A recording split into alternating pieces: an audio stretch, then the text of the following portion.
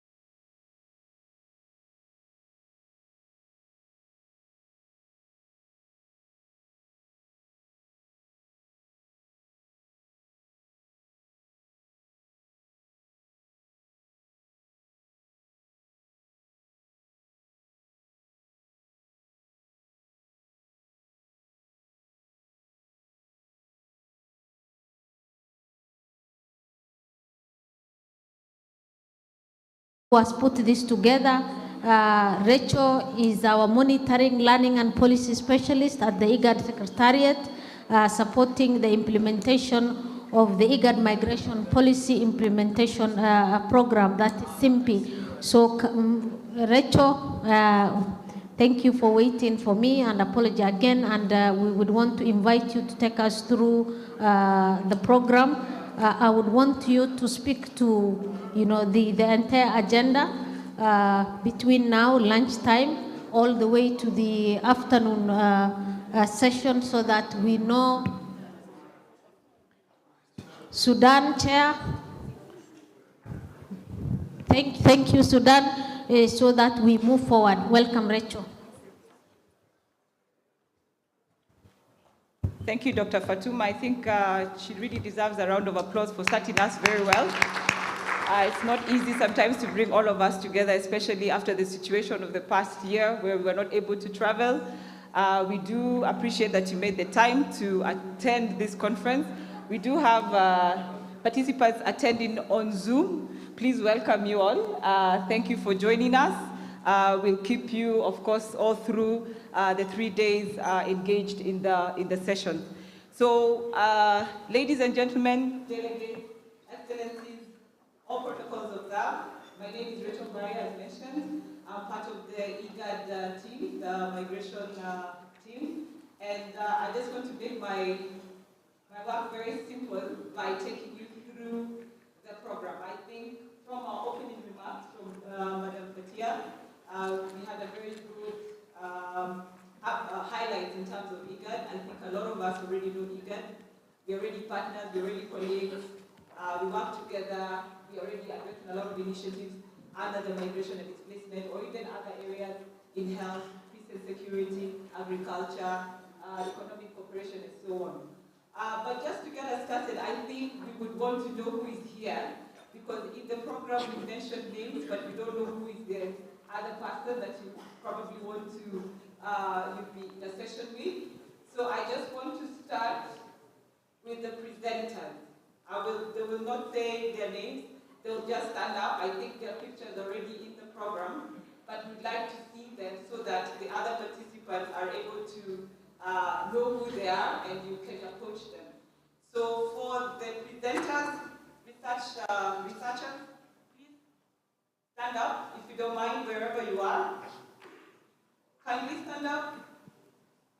Okay, there we go. I think their names are in the papers, in the program. You can just register their faces, see where they're seated, and welcome them for the good effort that we've done. The next, we would like to acknowledge the IGAD the committee members for the scientific conference. They have been part and parcel of this whole process, and I will mention to you the entire process, but let us see who they are. They're mentioned in the program. They're from their different academic institutions. You just see their faces, and probably as we continue to engage, get to know them. We also have from our development partners that were part of the steering committee members. Please kindly stand up for us to see your face and to thank you for the good effort that you have done all through this time. We are very familiar with each other. We are almost like a family now. And some of them are actually presenting papers. Others did submit their papers, but we'll explain about the process. Thank you very much. Have a seat. And I'm sure as we continue to engage, we are going to know each other by name. The other group I would like to acknowledge is my colleagues. I would not have done this without my colleagues. I would like to appreciate the IGAD colleagues and those that we work with, GIZ team that we've been working very closely with, IOM team that we've been working very closely with. Please just stand up so that they can know who the GIZ team are. IGAD and GIZ. IGAD and GIZ, please. We sit in one office at the Secretariat, and this would not have happened also without the extremely hard effort that the team has brought in together. And we also have, of course, our member states. I want to finish with you. We appreciate having the time to come and join us and listen and also discuss, contribute, give comments also interrogate the presentations that will be given to you through the 3 days. We do understand from our member states, that's where the policy aspect lies. Our research institutions, the universities are also doing their part. We want to link these institutions together. They're all seated in the front. I don't know if I should tell them to also stand up. Maybe they also stand up for our member countries. So we have representatives from the national, the NCM.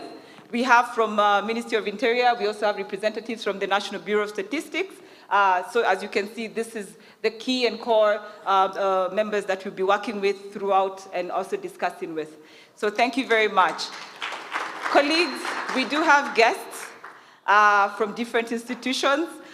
We are going to also have an opportunity to have the different names in our mobile app so that you're able to know who is where.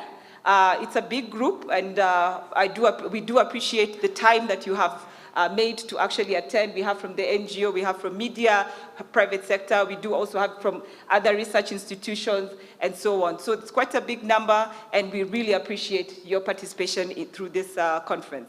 So with that said, I think we are now familiar with each other, and we are able to proceed. Thank you. So I'd like to just quickly mention about the program, but before we get to the program, just a little bit about the scientific conference on migration and displacement. This is the 3rd series, meaning that we have seen that the engagement of researchers, policymakers, the academia is very, very important. There is a lot that we are learning. As we look at science, we also look at policy. There is a lot of interaction that is going on, and we need to encourage that in terms of our member states, for them to also be able to address issues of migration and displacement based on an empirical background. And we do appreciate that we do have the member states here who are going to be able to actually give us their actual situations within the different member countries.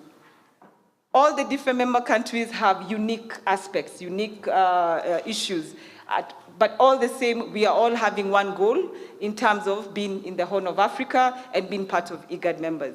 So with that, we started off with the scientific conference by a call for abstract. We received 150 abstracts. With the committee, we were able to review the abstracts, and we invited a number of 75 to submit their full papers. We had a submission of 36 papers. Now, with the 36 papers, we selected 14 from the 36 to actually make their presentation. We had very, very good papers that were submitted, but we cannot have all of them presented. We also would like to have discussions. As you will note, the conference has 6 sub-theme areas, and submissions were based on those areas. Also, in terms of submissions, we had from different countries. Unfortunately, for some countries, we were not able to have papers submitted. And in this case, this is where we come in and request researchers, request policymakers to encourage our own citizens to also be very much involved in this processes, so as to be able to have also input from other countries. So we were not able to have from Somalia, Sudan. We had a few from Djibouti and South Sudan. Nonetheless, we still have representatives here, and I do believe they will contribute into providing feedback into the discussions that we'll be having.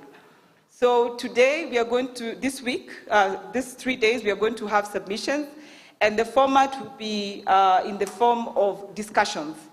So the presenters will have a 15-minute presentation. This 15 minutes presentation, then we will open it for discussions from the floor.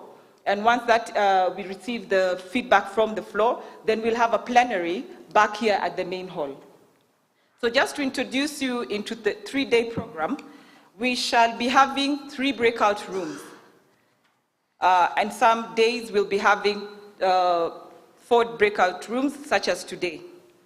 The breakout rooms are upstairs. That is, I think, Kenya, Kilimanjaro, I think. Room 1, 2, and 3. They will be labeled upstairs. And each room has a capacity of at least to hold at most 40 people.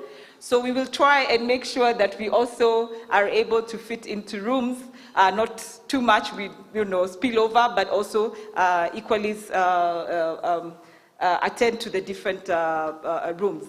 You'll also see that we are using technology as much as we are talking about science, digitalization. IGAD, we are talking about going paperless. So we have a conference app, an events app that we are using. Please, if you need any assistance, we have our communication team right behind there that can assist you to download the app. The app contains the participants who are in the conference hall. We also have all the 14 full papers that are uploaded into the system. And we'd also want you to engage by having Q&As onto the app. This way, even the researchers can be able to see what was happening in different rooms because they'll be parallel.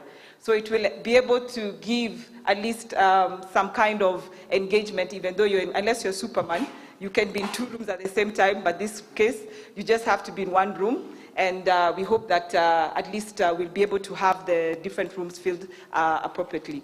So the names are also in the program of the presenter, and we do have discussants. The discussants, please feel free to also interchange.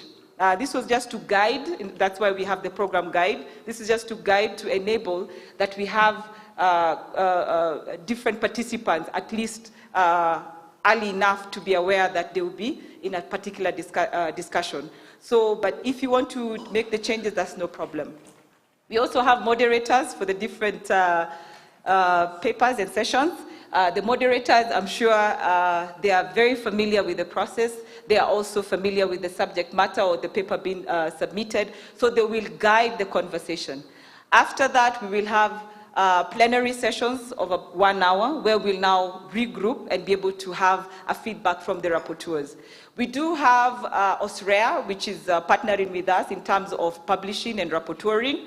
They will also be able to give us the feedback from what they will collect from the different discussion rooms. With that, I think we are all comfortable to say that we are well informed for the 3-day conference. Looking forward to your engagement, looking forward to your very interesting inputs and feedback, and we really look forward to that. One more thing is that we do have the conference in French and English. So in the Zoom, we do have French and English translation, the interpretation, and then for the program, we have French and English. Please, there might be errors, 1 or 2 here, but don't mind on that. And then the main hall will facilitate for all the French presentations because this is where the interpreters are accessible. And then for the breakout rooms, we'll be able to mainly accommodate in English, the presentations in English. But in case there's one that is going to be requiring French, please let us know, and we'll assist the delegate in terms of the interpretation. So you're also free to also attend the different sessions that may not be in the main hall where there is the interpretation. I think with that said, we are ready to go. My colleague Yemis Raj will give a presentation that will talk about how IGAD and what IGAD is doing in terms of policy support on issues of migration and displacement. I don't want to take up more of her time because I know it's going to be interesting and it's going to start us off in terms of the technical discussions that we look forward to have. Thank you, Yemi, please. Oh, we also call her Yemi, so anytime you hear Yemi, but in full, her name is Yemi Raj. Welcome. Thanks.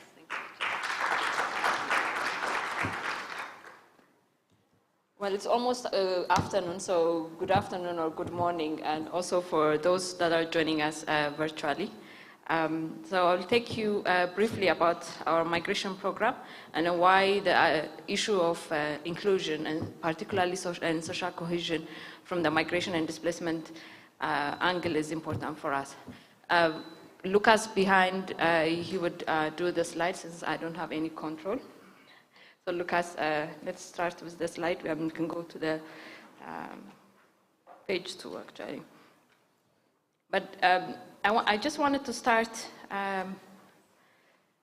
because in the morning, most of the speakers were talking about challenge. I think we look at displacement migration as a challenge. I think I want us to slightly change our mindset and then start thinking about it also in the next 3 days as opportunities. Because here we're talking about inclusion, social, and cohesion. And then I think if you focus only on the challenge, we're missing the opportunity side of it, both from the individuals that we're talking about, from the government, but also from the local authorities, as well as partners that are here with us. So let's try to look at it from that angle.